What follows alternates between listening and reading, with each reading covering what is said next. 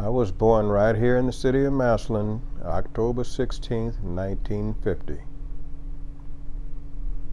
Were you born at home or were you born in the hospital? In the hospital. Okay. And who were your parents?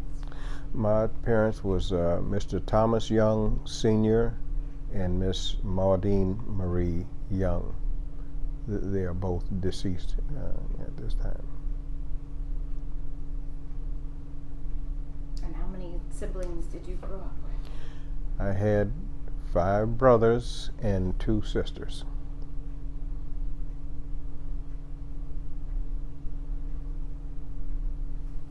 And what was the first school that you attended? Emerson Elementary School. Did you have a favorite teacher? Oh boy, let me see. I had Miss Clark, Miss Jones, Miss Harmelink. Oh, I liked them all. Yes, and then my 4th grade teacher, her name was Mrs. Slicely.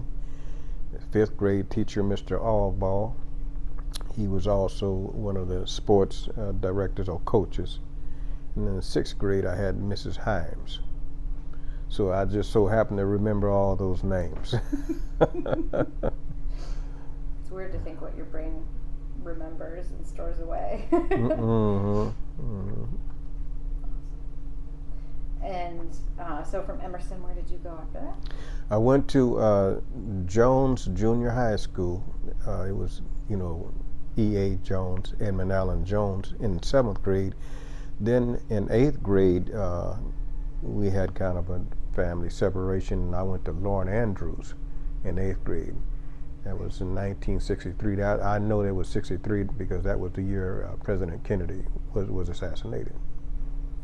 And then I came back to Jones in my freshman year in 9th grade. Mm-hmm. And then I assume you went on to Washington High School? Correct, yes. I was there for all 3 years, sophomore, junior, and senior year. And what year did you graduate? 1968. I guarantee I have your yearbook over there. Oh, yeah? Oh, how about that?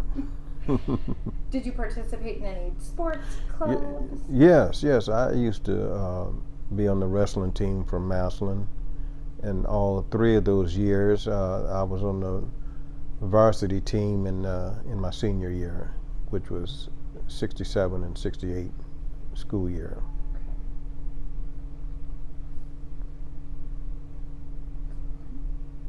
And after high school, what did you do?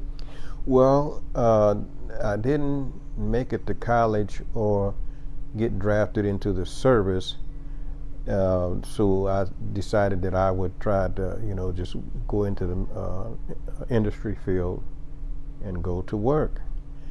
Now, unfortunately, here's the thing. I was 16 at the start of my senior year. So when I graduated and I was 17, I was not old enough to start working a factory yet. So I worked at it used to be Burger Chef. Yeah. Not Burger King, Burger Chef. Right. I worked there until January of 1969. I used to work at Perry Rubber Company. The other name that is associated with is Affiliated Hospital Products. I worked there for about pretty close to 4.5 years before I started to work at the steel mill. Started at the steel mill on April 12th, 1973 at Republic Steel. So we're coming up on your 50th anniversary? Correct. Okay. Exactly right. So I worked there, until the plant shut down back in 2002. Oh, okay. So you were there that whole time? Correct.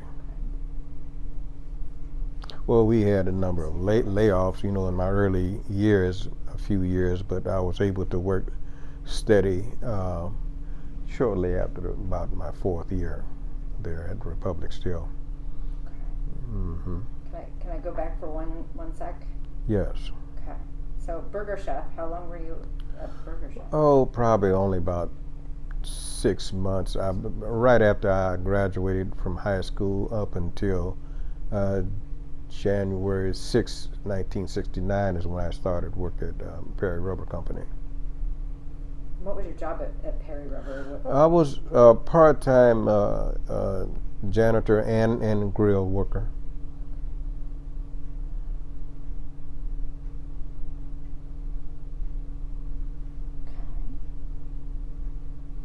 And what kinds of things did Perry Rubber produce? I know, but Yes, they produce latex surgeon gloves, rubber gloves there. And I worked a job in the production department. I was what they call a conveyor loader, a strip loader, and a leacher, which was a job that you would control by you used a hand crane to put these porcelain shaped hands. You know, they would be erect, vertical, slide them on a tray, and then you would, as a conveyor loader, you put them on a conveyor line, so that the next process could be done by the women. They would strip the gloves off. It would make a U-turn and come back around to the strippers. They would also strip them off from water.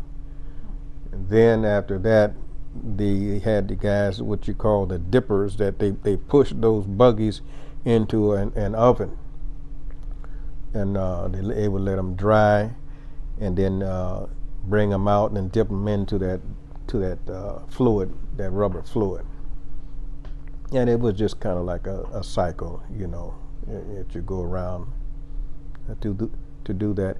And you know, by the way, my experience as using the hand crane, I believe that was one of the reasons why they wanted to hire me at Republic as a crane operator. But now the hand cranes are quite a bit different than operating an overhead crane. It's altogether different story. But I went on and accepted what they had to offer. I was training for maybe about a couple of weeks before I got the fundamentals, because you had to have some sort of a skill and be pretty much, you know, they had safety hazards that you would try to avoid. Very responsible job, because a couple of the cranes I operated, they had the capacity of approximately 100 tons of steel that you would be carrying at a time. So yes, you know, there was a lot of responsibility into that. And my job was basically they had the machines set up that was part of the processing part, to either slit the ends of the steel, the coils. Mm-hmm. This was in the Enduro division, which was the stainless steel division. And trucks brought them in what we call coils. And so you had different size machines. They all had their different independent responsibilities to help process this before it would be shipped out the door. Now that was the Enduro division. Now I had a unique position as a crane operator, whereas whenever they needed my service as an operator, I could work in the steel division or the Enduro division. So the steel division, they processed iron bars, okay, square bars. They would come in as ingots. They call them ingots and billets. And what they would do, they would put them in a furnace, okay. The temperature was, I would say, was probably up between 8 or 900 degrees for that particular operation. And then they would run them out perpendicular to another phase, whereas the mills would run them as they're red hot to gauge them to different sizes. And then they would continue on down the line where they would be cut and then transferred over to some cradles where the guys would be wrapping wires around it. And then from there they would go down to the shipping department. So there was a lot of people. You know, it took quite a bit of those processes before the steel would actually go out the door. Then, of course, the guys, the shipping cranes, they would be loading trucks up. You know, they would load and unload to get the material for the next phase of the operation. So as the crane operator, were you just moving things from one department to the next, or were you? Well, it was basically in one bay area, okay, because some other departments, your bar finishers, they had the job of, as this steel cooled down, they would grind the deficiencies out of the steel, and that's basically what the bar finishers did. And also, you know, the steel didn't always come out perfect. They had machines to straighten them out. So they would have to straighten them out, grind out the deficiencies, and another bar finish, what they did was they would have to dip it in another acid type of solution. So, you know, you had a lot of different phases of the whole process for the product to come out, you know, efficient. And every single step sounds horribly dangerous. Yeah, you had to be careful. They did have some incidents, unfortunate incidents. You know, people get injured, so you have to just kind of be on the lookout at all times. And they have rule books, you know, for safety procedures and so on. I should hope so. Oh yeah. Mm-hmm. Oh my goodness. And so, were there any other jobs you ended up doing, or was it? No, that was all I did for 29 and a half years, almost 30 years. I was a crane operator, but I just happened to know the step-by-step of the process. Mm-hmm. And sometimes maybe you would have maybe 3 or 4 different cranes on the rails, but each had their particular responsibility to do, so they can be transferred to the next machine operation. So when you were operating those cranes, were you actually like up in you yourself up in the ceiling, or were you down here with like buttons? No, I know what you're talking about. The Enduro division had some of those hand crane operated cranes that you worked from the floor, but no, I was up in the cabs. Okay. Sometimes maybe 40 or 50 feet up in an enclosed cab, and the bar, as I can recall, even your bar 3 finish, those cranes was even higher yet. Maybe, I'm guessing, between 60 to 70 feet. And the difference is, in those 2 types, you would have to, you know, the control of the swing is different. Mm-hmm. You know, as the elevation is higher or your bridge is extending out further, you know, you would have to kind of adjust to some of the cranes operated different. Okay, you would have to get used to the speed. Maybe your speed was a little slower or faster on your hoist, raising your load up and down, or as you're driving up and down, running up and down the runway, the speed is either faster or slower. But you know, you can adjust to it. It doesn't take a long time to adjust to the different speeds. But you just had to be mainly careful about trying to avoid a lot of swing to your load as you're carrying it from place to place. So you must have been very okay with heights, like you were not. Oh yeah, you know, I pretty much got used to that, because even before, you know, and this is another situation, the Boys and Girls Club. Okay, we were the first crew that was in maintenance in the refurbishing of that building. Okay, and those ceilings was up pretty high over there. Then later on, they had additions built on to the Boys and Girls Club. It was called the Boys Club. Then later on, they called it Boys and Girls Club. So me and a few guys, we was in part of that, the original stages of getting that ready for the public. Yeah. So what all went into helping to get it open? Like, were you installing steel bars or? Okay, at Republic?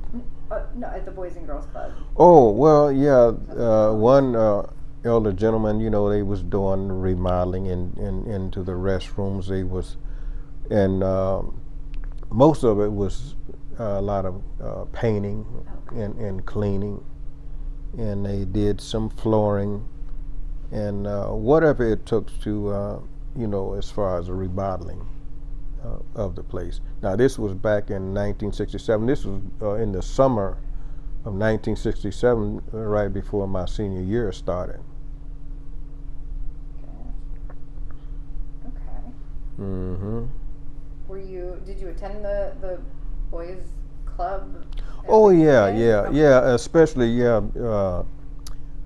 I would say not real regular, but when I was a teenager, I went there off and on, and then they also had the boys club, even when it was down the hill from Lincoln Way over here, and that was, what did they call that park? I don't know whether it was Lincoln Park, but it was kind of like in a valley type of an area. Is that the Bottoms? I think some people would call the Bottoms, but now the Bottoms, the residential Bottoms, that was part of South Avenue, 2nd Street, running north and south, and I think that was 1st Street. That territory, we called that residential area the Bottoms. But now I think some people did call that Lincoln Park area where the old original boys club, which Mr. Henry Potts was the director. Okay. And but that area, I think, probably simply because of the way the nature, the way it was situated there at that lower level, I think they called that the Bottoms also. So the building that it's in would be the second building, in theory? The building that what's that in? they're in right now, the one that... Oh, yeah. Actually, from where I understand, they are actually building another 3rd Boys and Girls Club up there on Duncan Avenue. Yes. Yeah. But okay, but the building that I guess they're still in operation now is that's pretty much the original, except for the additions that they built onto that. Okay. Mm-hmm. So what did you do for fun besides go to the boys club? Oh. I don't know, maybe we can't talk about it. yeah. I had a friend. His name is Ralph Martin, and we did some any and everything. But we did some sports, playing baseball, and went down to the boys club, and we used to kind of, play around in the gym. They called it the batter ball, and what else did we do? Yeah, played the softball. Just whatever what the boys club had to offer for recreation.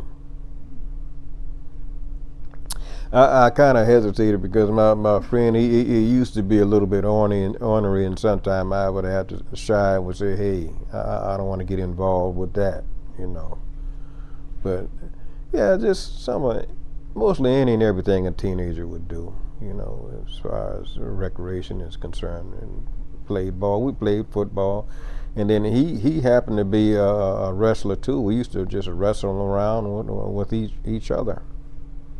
Mm-hmm. But I'll say this: there's some things that when you draw the line and say, I don't want to do this, you had to stand firm. So we were friends for a long time until he finally moved out of state. Mm-hmm. I wouldn't consider myself a loner. I like to associate and have fun with kids. But once I got my job, I was pretty much busy with my job. I worked a lot of 16 and 12 hours at that steel mill. And out of the almost 30 years that I worked there, I only missed 1/2 a day. And that was because a relative of mine had deceased, had passed on, and so I told him I needed to have at least that half day off that day. So I only missed 1/2 a day out of about almost 30 years of work. So I would like to consider myself somewhat reliable. Now, as far as the Republic, I spent most of my occupational career there at Republic, and as far as the environment and the association with the other employees, I would say it was somewhat satisfactory. Sometimes, you get some individuals. You're going to always get some people that's a little bit contrary, but if they begin to say racist remarks, you just have to kind of ignore them and just go on about to doing your job. Because if you was to violate the union and plant rules, you know what can happen. You can get terminated. So you have to ignore things. And we made a good product out there at Republic. A very good product, and it was just unfortunate. And then the Enduro division, they had went through a lot of different name changes. The Enduro Stainless, the Washington Steel, Bethlehem Steel. There's one gentleman, his name was, I know his last name was Neustadt. I think it was Robert Neustadt. They went through a bankruptcy phase, and unfortunately, some of us, between the company and the government, they did not fulfill their obligation as far as our pensions was concerned. So that was a thing that we had to deal with. But you have to take it and move on. Mm-hmm. But we was just there trying to provide for our families.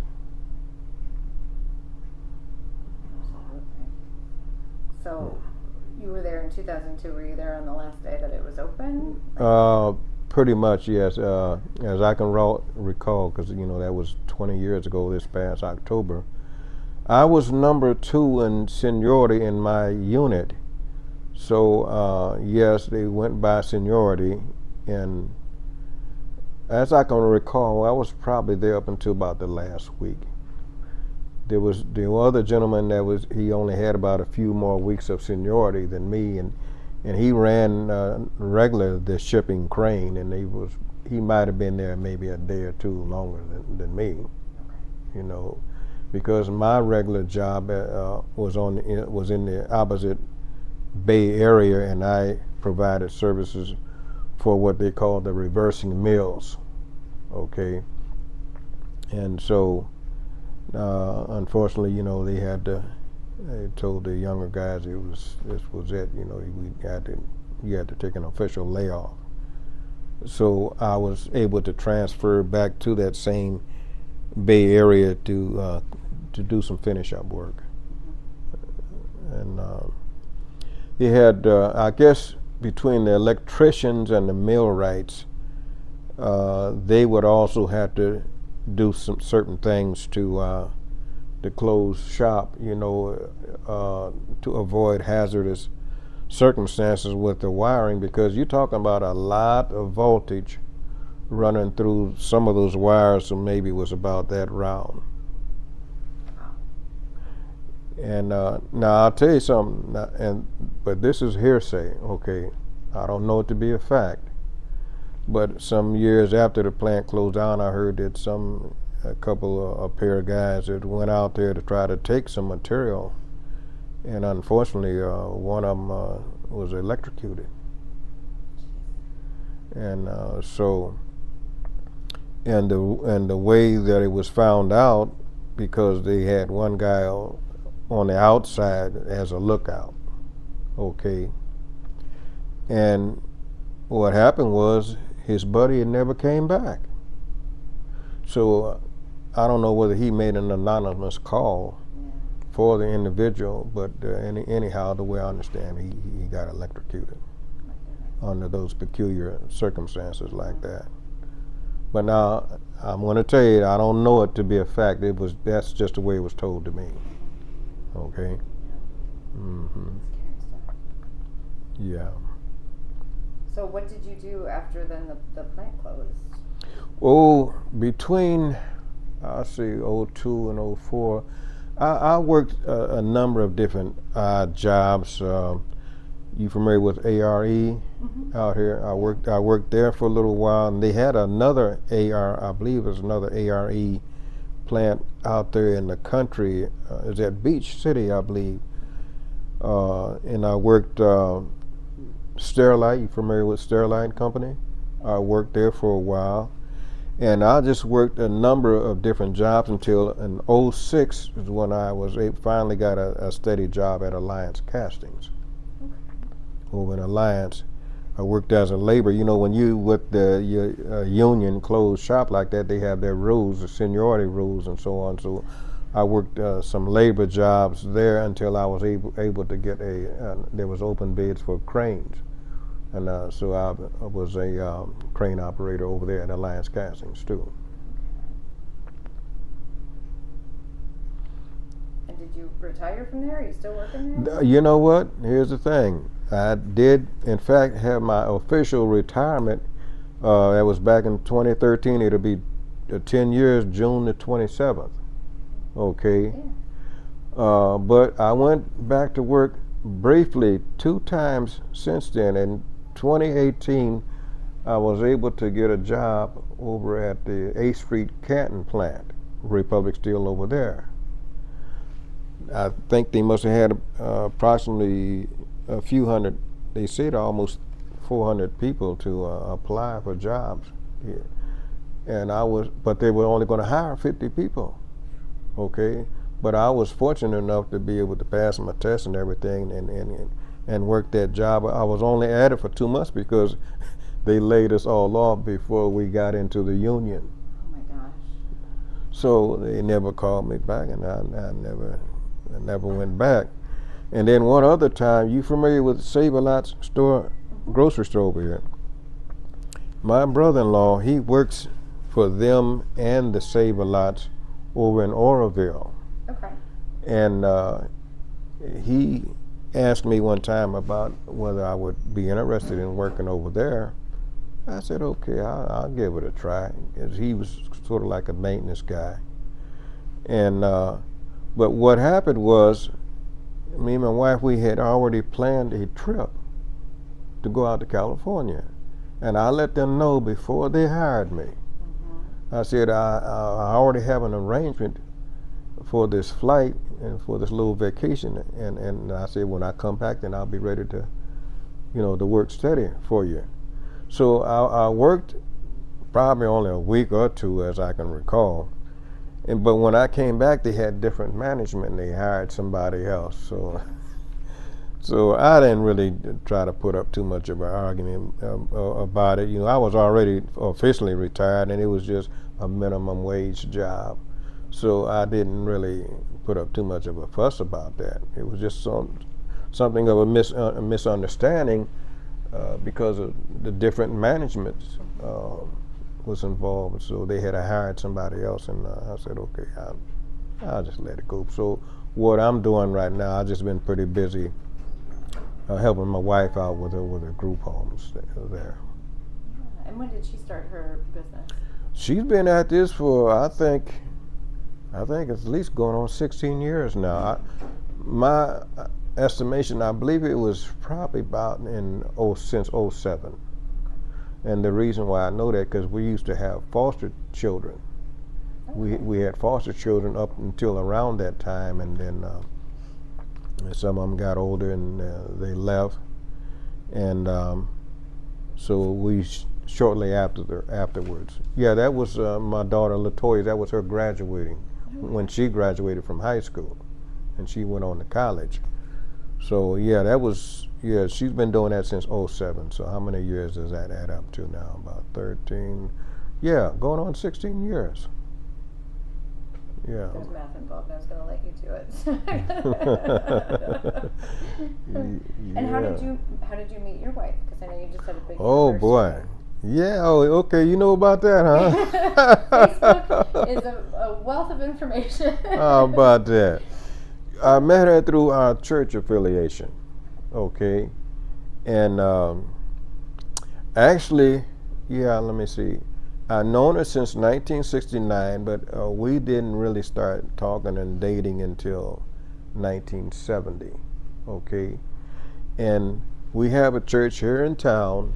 They have a church, branch church over in Oroville, Ohio, and a couple other cities in Ohio, and they also have some other churches in Michigan, Tennessee, and Arkansas, and some other places. But they would have a like maybe on the fourth Sunday of the month, they would kind of have a unity congregational type of a service where your members from Massillon would go over to Oroville. Also Wooster, Ohio, because she used to live in Wooster, Ohio. Okay. But anyhow, I met her through our church affiliation. And what is the name of that church?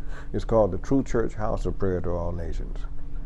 It's right here on Tremont. You go up the hill, getting kind of close to the Tremont and Lincoln Way intersection.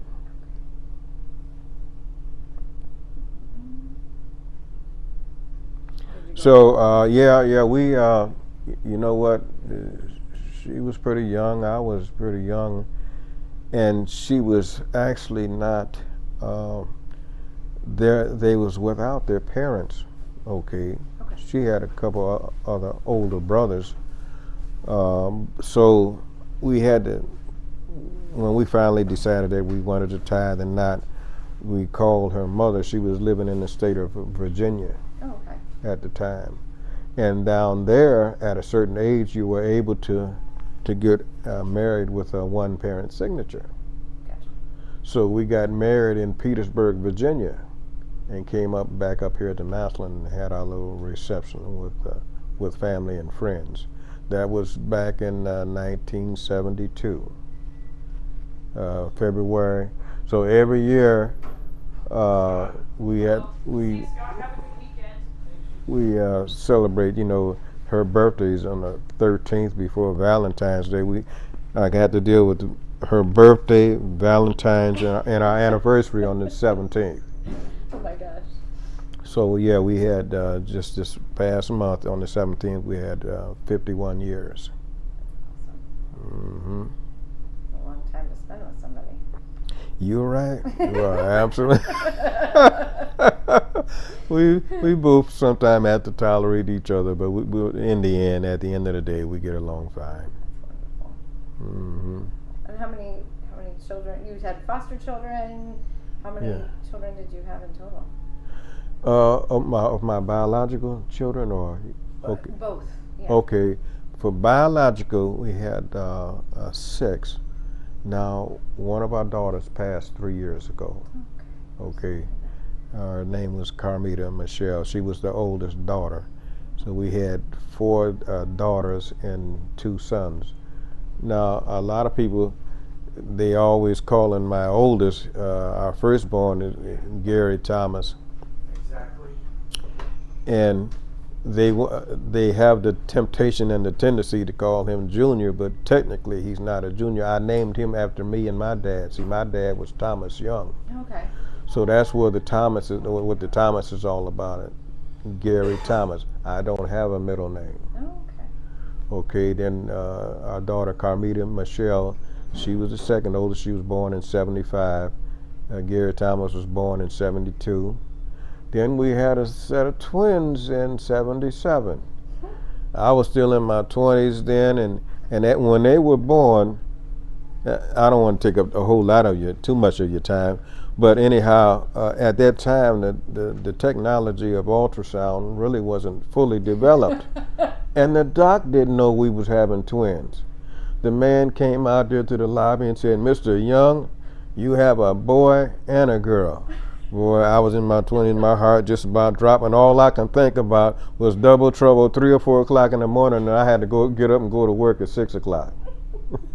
But we got over that because, and then I said, well, I can't complain because after I'm going to work, she's the one carrying the load from there, so I couldn't complain too much about that. But you know, it was really enjoyable. We had the experience with the first two, so. And then, okay, after the twins was born, we had almost a 9-year stretch before my birthday daughter was born in 1985. Okay, she was born on my birthday, and guess what? She has a daughter that's born on our birthday. Oh. So it's 3 generations of October 16th birthdays. Okay. And so she was born in 85, and Latoya was born in 89. So she was the youngest. She was the last of the Mohicans, Latoya. Yeah, she just not too long ago had a birthday. Hey, you know what? I tell you what. See, our oldest daughter, the one that passed, her birthday was March the 12th. Okay, and Latoya was March the 6th.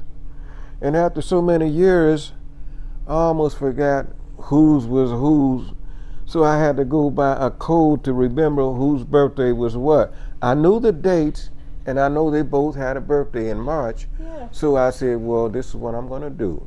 The youngest one has the smallest number. Latoya was born March the 6th. Our oldest daughter, Carmita Michelle, she was born March the 12th. So I said from now on, I'll remember whose birthday is whose. That's a good way to do it. Mm-hmm. Goodness. So we have a total of probably right around 30 grandchildren and almost 10. We got one more on the way, 10, 11 great grands.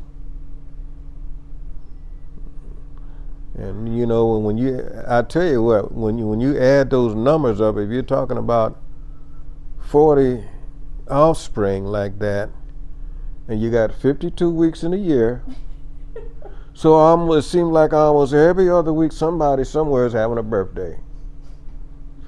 I'm kind of almost like a number type of guy, and you know, you by the law of averages, and that's about what it amounts to. Somebody's always coming up with a birthday. So, you know, we try our best to keep everybody happy. Oh my God. Yeah. And so then you said you did some foster parenting. Right. And you know what? We had 3 sons and 1 girl, and you know, for our foster kids, and believe it or not, they have the same last name as us. Okay, and they have the Young's family reunion over there in Alliance, Ohio, and I was trying to find a connection to see whether there was any type of, you know, relationship through the lineage, and we never could, because see, while I was when I was working over at Alliance Castings, I was able to hook up with some of the people that was sponsoring and in charge of the family reunions over there in Alliance, Ohio. See, we have ours, it's either here in town or we transfer back and forth to the southern states and to here. So I kind of figured that my grandfather, his name was Mr. Jim Rowe Young, he stayed down in the Bottoms area that we was talking about, and we lived, and I used to stay with him. It's very possible that, you know, because they had large families, and it could have been that lineage could have come from one of his brothers or sisters. Yeah. But we never really could find a connection. But anyhow, they're older now, and we still, you know, have occasional communication, and they come by and visit us. And the other young lady, her name is Cherie. Oh boy, I'm trying to remember Cherie's last name. Last I heard that she stays down in Columbus, but I think they like a right around. They're not too. They're fairly close to Latoya's age, in the early 30s now. So it's been about 17 years or so since you know. I mean, we had them for about little over 4 years. Oh my goodness. Mm-hmm. That's a long time. Yeah, yeah.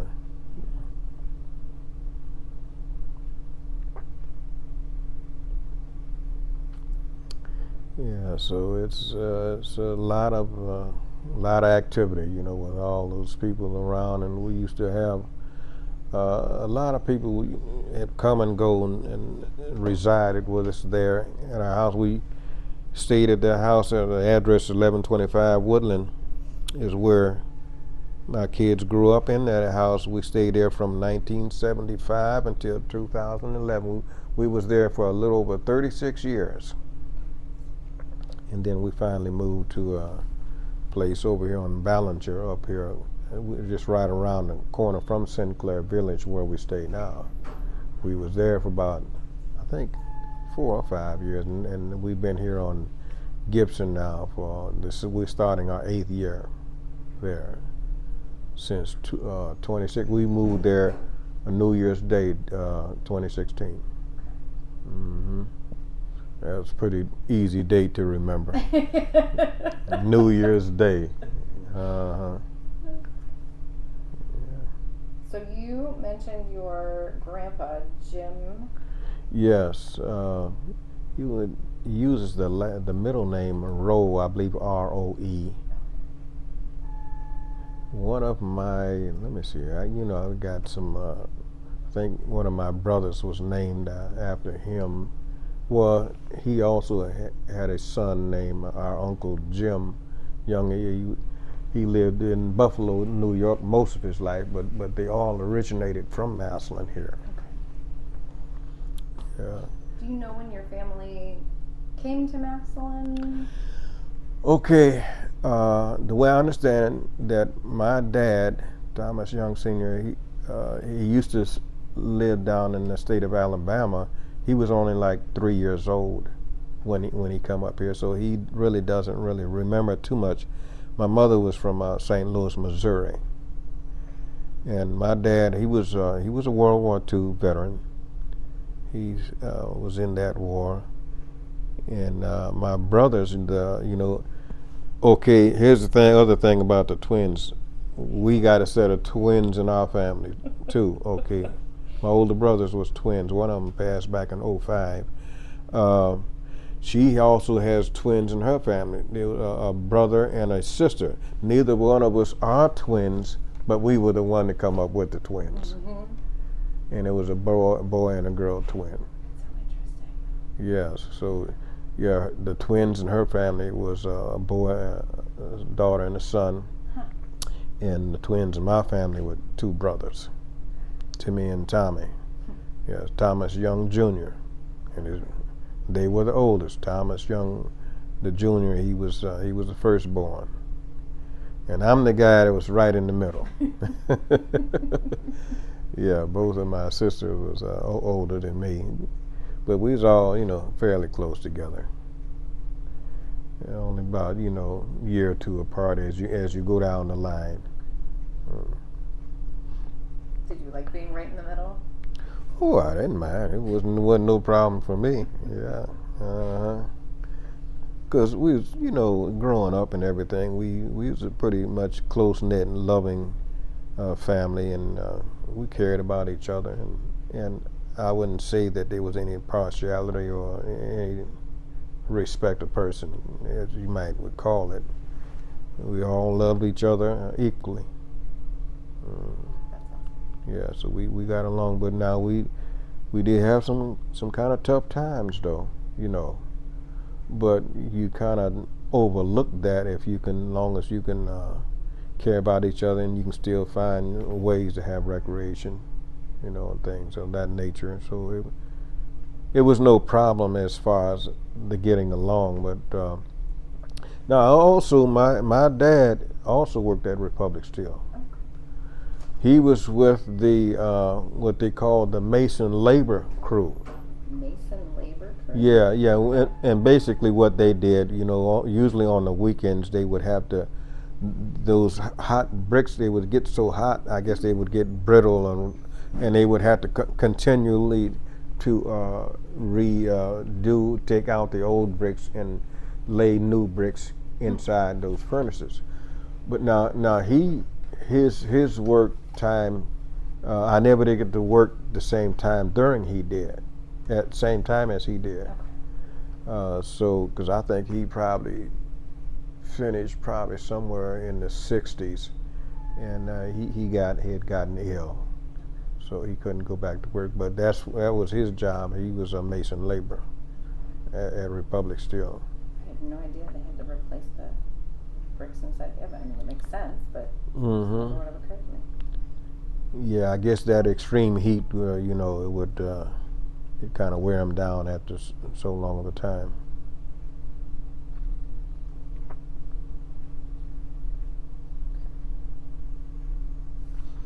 Yeah, I believe they hired me as, like I said, as a crane operator because I had a little experience with the hand crane. But the overhead cranes in the cabs is a whole lot different than on the floor. And I'll tell you one reason why, because when you're on the floor, sometimes you can literally help grab that load to help calm down the swing. Mm-hmm. But when you're in the cab, and your load is down below you and everything, you have to control that with your controls. There's no such thing as you trying to help. You can't put your hands on it. So the guys on the floor would have to use iron rods to help guide the load. If it was a real precision type of a maneuver you would have to make, they would help assist in that. But you can't have it swinging wild. You see what I mean? There's too much weight to try to get under control. So yeah, that was what I did all the time I was there. And I ran practically every crane at Republic Steel. The only place I didn't work, it was the place they called the Coke plant. And some of them old timers used to tell me, they said, well, you wasn't missing much by not working there, but all of the other cranes, pretty much all of them I operated. So I knew how those processes worked, in the step-by-step procedure. Mm-hmm. And if a person was to ask me as far as whether I like the job, yes, I like the job. But at the same time, you have to be conscientious enough. It's a responsible job, very responsible. And some work, it had a lot of precision type of procedure, as far as repairing or the changing of the rolls and things of that nature. It was a lot of precise movement a lot of time, because there was some bars of steel that was probably about as long as this room. Okay. Yeah. So if you're trying to guide that to a certain area, you have to work with some precision. Yeah.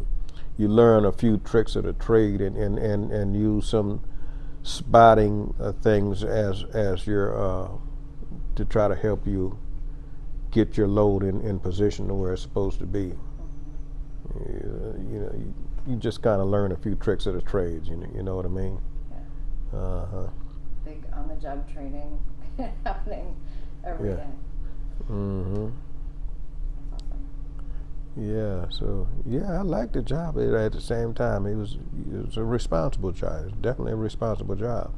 And the crane I ran over there at the 8th Street Canton plant, they even had a larger tonnage capacity, like 300 to 400 tons of molten metal, 4,000, not 100, 4,000 degrees. Oh my gosh.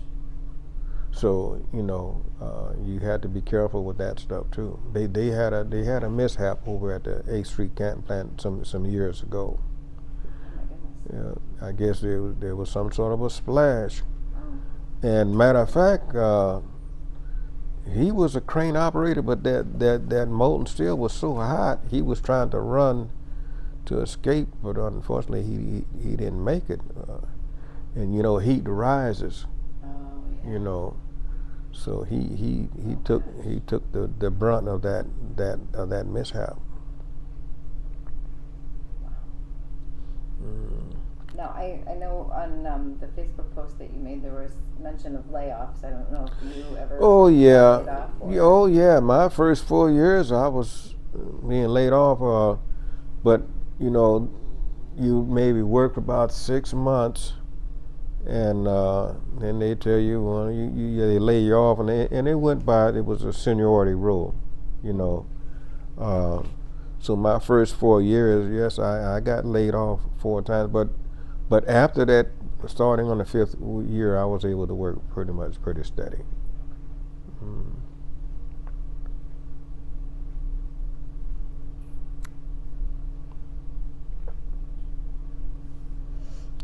And you know, it was just unfortunate that the plant, especially the Enduro division, they went through this bankruptcy proceedings, and well, to make a long story short, I think the guy the owner, the man was named Robert Neustadt, okay, and he went through some legal channels, and somehow or another, we were deprived of some benefits what we were supposed to have. And the plant went through bankruptcy and went through a lot of different name changes and things like that. So now his affiliation was not with the steel division. See, you had two major divisions. Okay. Your steel division and the Enduro division. Your steel division processed those iron bars, and your Enduro division, they dealt with the stainless steel. It came in coils. And but Republic merged with LTV. That was back in 1983. Okay. Mm-hmm. And so I had 10 years of my employment with the steel division, but I made a decision to stay with the Enduro division when they merged from LTV, and you know, so now once it was like two different companies. They're on the same grounds. They're over 300 acres. But they were like two different companies once they made the merger. But now we were all what they call the amalgamated union. We were still all with the same union. Mm-hmm.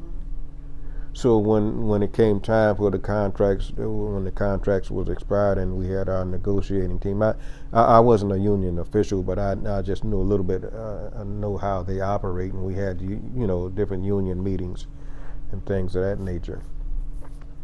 So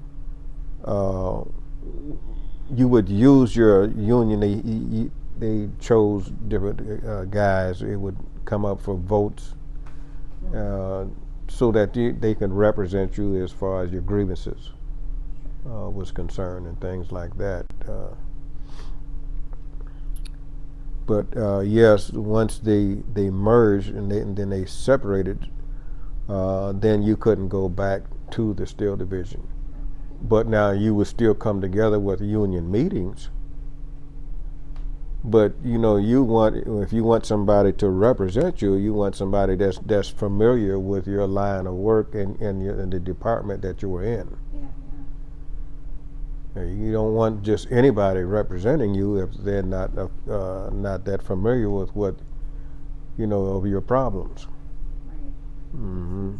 Yeah. So, but I worked there long enough to know pretty much how the steel division operated also, from 73 to 83, 10 years there. And most of the rest of my time, 20 years with the Enduro division. Mm-hmm. Okay.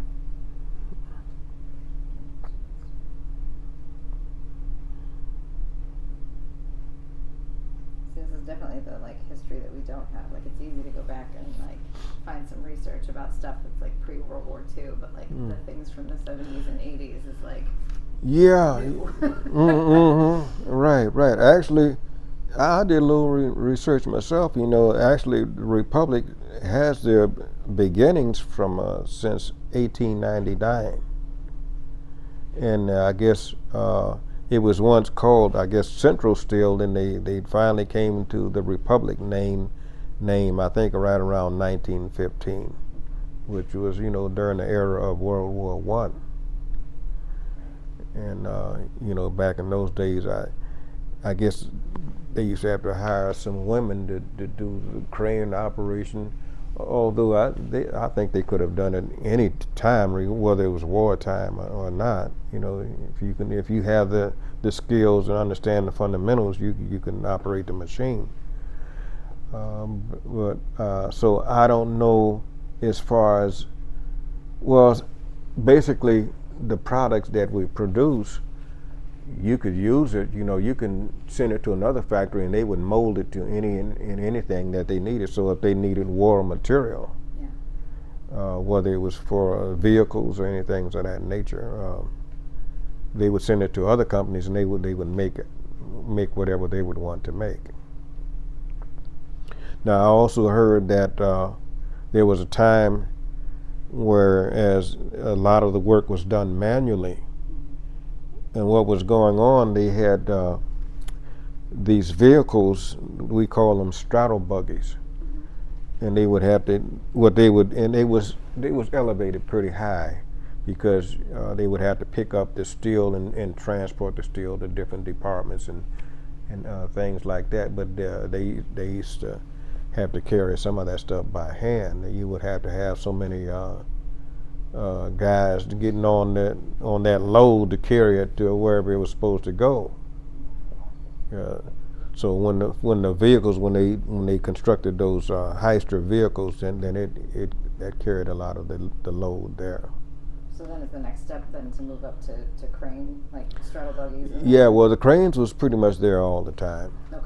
Yeah, but the transporting of that steel, when your trucks would bring them in, there was a time when they didn't have those straddle buggies, and they just literally, handled it by hand. And like Republic, they was always for many years, they was the largest industrial plant in this town. At one time they had about almost 5,000 employees there. So when you would have to go in to clock in, you can't have everybody rushing in there with that many people at one time. So what did they do? They had 4 different clock-in times. On the hour, 15 minutes after, on the half hour, and 15 minutes till. And so then they would also have different rotations of shifts. They would have sometimes 4 different shifts in rotation throughout the week. Yeah, I worked around the clock. I worked at what they call the swing shift. I worked all of them, every last one of them. Did you have a preferred? Yeah, you know what? I'll tell you what. I would have preferred, which I did work day shift because then I would be able to have some evening activities with the family, and things like that. But I worked a lot of overtime, and my wife didn't want me to work all that much overtime. But I said, well, I'm just trying to provide and trying to, make some money so we can do a few things. But you had to. But one day I had a slow day, and I, you know what? Here's the thing. I woke up in the morning, working. It was probably during the winter season, dark outside. Okay. And the foreman came around and asked me about working in overtime. I thought about it. I said, okay, I'll work the afternoon shift too. So it was going to be a total of 16 hours, all right? And the afternoon shift is, most of the time, they're a little bit slower than the day shift as far as your activity is concerned. And later on in the day, I said, well, it's heading towards clock out time. And I thought about the matter. I come in here, work, it was dark, and I'm leaving, and it's still dark. And I said to myself, you know what, I just literally took a day out of my life. So I said, I'm going to have to slow down on this overtime. Because that's actually what I was doing. I literally took a whole day out of my life working all those hours like that. So I finally did slow down on the overtime. Good. And, yeah. And then see, I still had to come back into the day shift the next morning. Oh, geez, yeah. Worked all day, all evening, dark, and didn't get to see no daylight that day. And then I had to come back in the next morning. In the winter season, it's still dark outside. So I said, okay, I'm going to have to slow this down. The money. Oh, I'm sorry. I forgot. Okay. I That was forgot. the first time you did it. So. I forgot all about that. So yeah, I had to slow down on the overtime. Yeah. Hmm. But yeah, it was quite an experience there. And I'm the type of person, I try to get along with everybody, whether people are trying to be sarcastic or whatever type of remarks. It's not because, I'm being afraid, but I learn to ignore things sometimes, and sometimes it's something it doesn't have anything to do with you.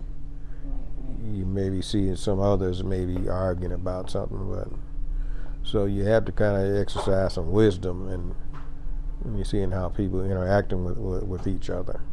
Sure. Mm-hmm. How you doing? I have a question. All right. All right. So there were newspaper articles back in 1967 Mm-hmm. where there was some sort of disturbance or riot at the high school that was racially Oh, motivated. yeah. Well, that was you talking about '68, probably the year when Martin Luther King was assassinated. Okay, that could be it. Yeah, that was in 1968, April, the month. And yeah, and it wasn't just at the high school, and it wasn't just in this town, but it was all over across the country, and people was just, it was supposed to, Martin Luther King, he was supposed to have a nonviolent, civil action movement. But of course, with people's nature and the way people are, they was very upset. And, I didn't like the idea of being violent and taking out some things on people that was not responsible. Okay. But yes, they had fights up there in the school and outside school all across town and everything. And it was because people were just upset, And so I happened to be in a mechanical drafting class that day, and my chair was right close to the door. And some individuals, they was looking kind of peculiar, and I happened to have my ruler. It was shaped like a triangle in my hand. I said, "You can act up if you want to." I said, "But I have a right to defend myself." So, but yes, there was some violence. There was some hostility there, fighting and everything, and around town also. But it was everywhere. Right. But that was the day Martin Luther King was assassinated in April of 1968. Then John F. Kennedy's brother, Robert Kennedy, he was assassinated, I guess, a couple of months later in 1968. Until all of that, finally, I guess, calmed down after a period of time. But I never tried to take out my anger against someone else that have not offended me. That's the type of person I am. And it's just unfortunate, that the racism still persists in a lot of areas nowadays. But you just have to move on and try to, not let certain things disturb you and cause you to act irrational. Try to do better and try to make it better for the next generation. Right. Mm-hmm.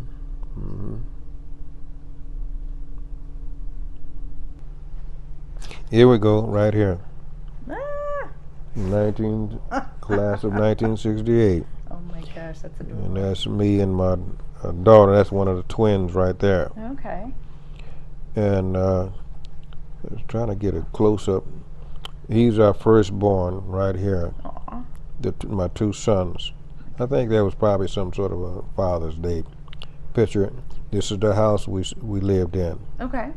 Lived in that house for a little over 36 years. So that's mostly what all my kids know about. They, as far as they're growing up, that's the only house they remember.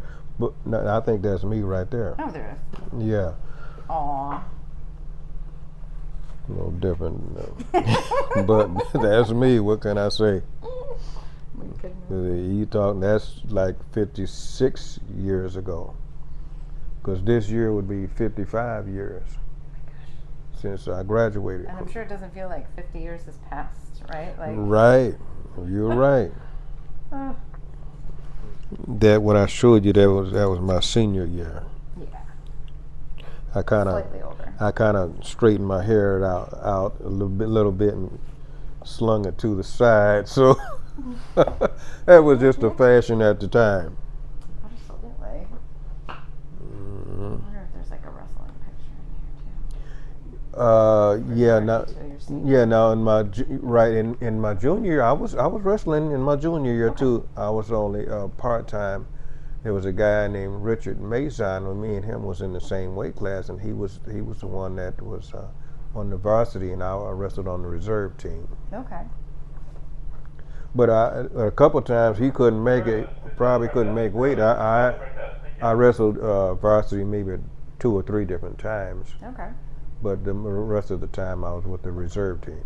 But I wrestled all varsity in my senior year. Sports section confuses me. I'm sorry. Like, Yeah, the that's football portion. yeah. I was looking at that. I thought that was a swim team, but I know that the swimming, your swimming and your basketball and wrestling was all seasons at the same time. So you had to choose which one, that you would want to get involved with. Most guys stayed with what they was pretty much familiar with.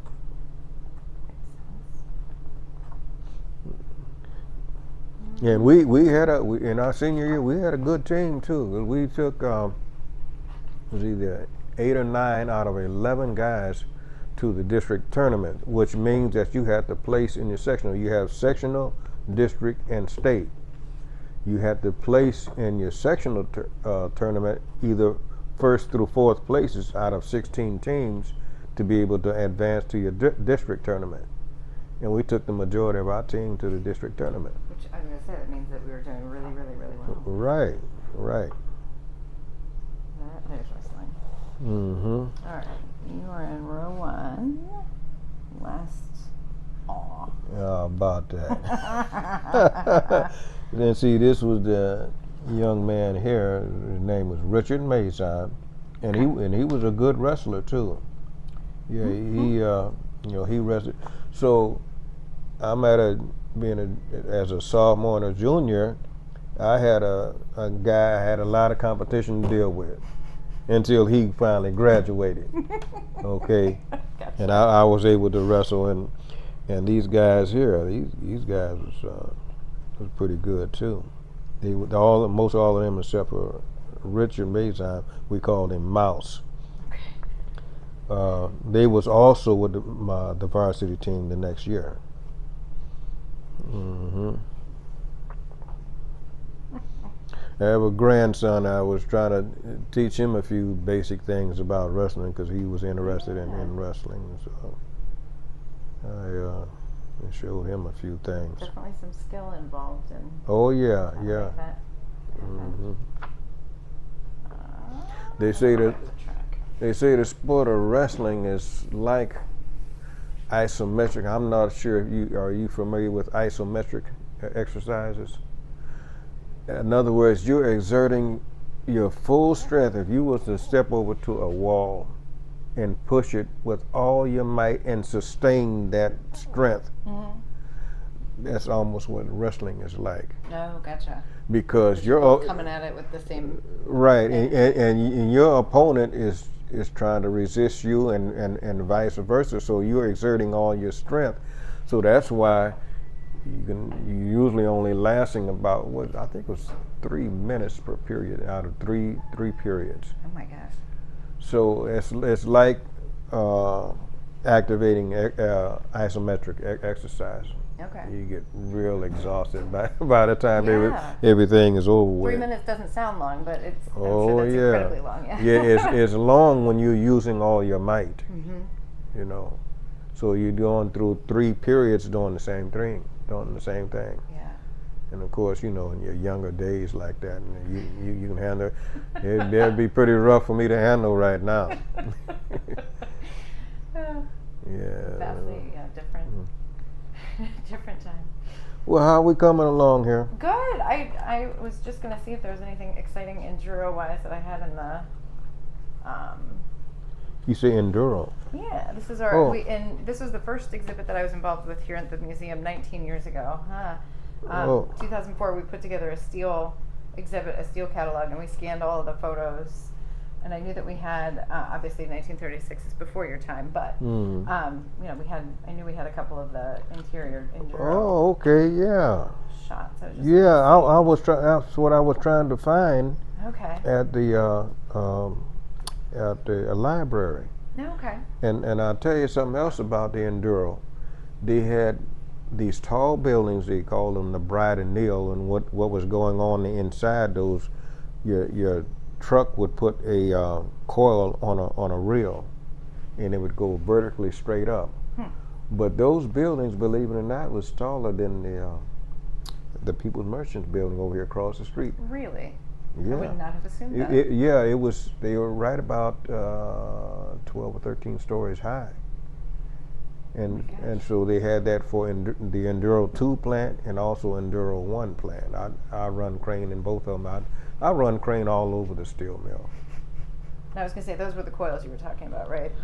Yeah, but a lot of them was much larger than that. Some of them might have been about that wide. Well, the width of them would be about sometime go up as much as 70 some inches wide.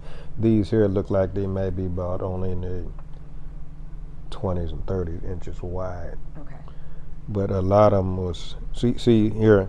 The slitter machine is cutting those like that. That's the type of reel I was telling you that the truck would put them on. But in some areas, the crane wouldn't be doing that. Okay. Your truck would just bring them into an entrance to a bay area. Then it would be the crane operator's job to pick it up from there to bring it to these machines here. Okay. Mm-hmm. And I'm assuming this is like cutting it to someone's specifications. Right. Oh yeah. Okay. Right. Yeah. They all different kinds of specifications. It's just whatever the customer wanted. You know. Right. Whatever size they wanted. So they would have to change your cutting tools there on those machines. You know, every so often. But they would try to, you know, stay within that same bracket. If you have a number of different customers asking for the same size, it's just common sense to keep the same setup for the machine. Yeah. Yeah, until you know you're ready for the next size. Okay. Mm-hmm. All right. I think overhead crane. Yeah. Let me see. A little blurry. That was after. Yeah. Go ahead. Yeah. Let me take a close up. After the plant closed, our staff went in and took pictures. Oh yeah. Oh okay. Yeah, I'm not sure which crane it is, because a lot of them, they look similar. Sure. And this is probably the stairway just leading to the cab, but you have more elevation or below height area below that. So was there just one area with ladders that you would have to like a station where you'd have to get back to get Yeah, in and some out? of them was like almost like and you'd have an entrance door, and you would have your stairway leading up to the tracks, okay, and your crane is parked there on the runway, where you know your stairways is just leading to that doorway to the cab. Gotcha. And then you would have your You got your controls. One control is to raise your load up and down. The other one is to bring it out back and forth, and the other one is for you to ride down the runway. But then you had some other cranes. You use those magnets, and they have a little switch where you turn your magnet power on. Okay. And it would pick up the steel as those bars are lined up. And some guys were so tricky and special with it. I'll try to explain it to you. Yeah, please. Do you need pen and paper? Yeah, okay, that would help. Okay, that would help. If you have, this would be the end of,